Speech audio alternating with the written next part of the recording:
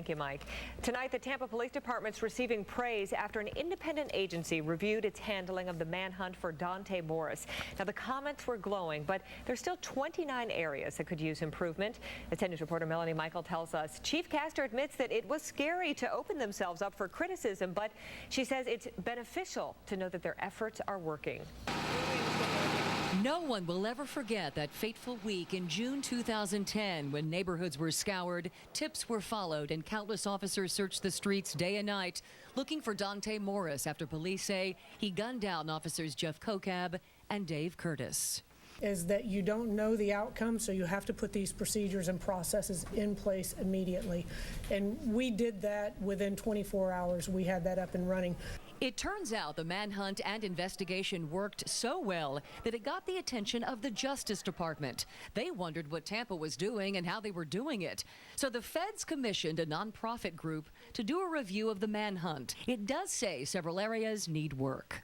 When officers Kokab and Curtis were gunned down and Tampa police began looking for Dontae Morris, the tips came in, according to the police chief, fast and furious, 400 of them in total. And that's one of the points in this report, that those tips could have been better managed.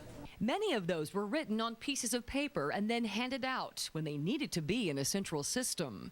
Now, in the very beginning, we had our dispatchers trying to coordinate all of the tips and all of the information, and that obviously wasn't working. The chief says they should have put a system called eSponder into place quicker. It allows all agencies to have the same information, very crucial since 21 agencies were responding. In fact, St. Pete PD used it when Officer David Crawford was shot and the killer was caught the next day. For TPD, they are lessons learned as they are still in the process of grieving two fallen officers.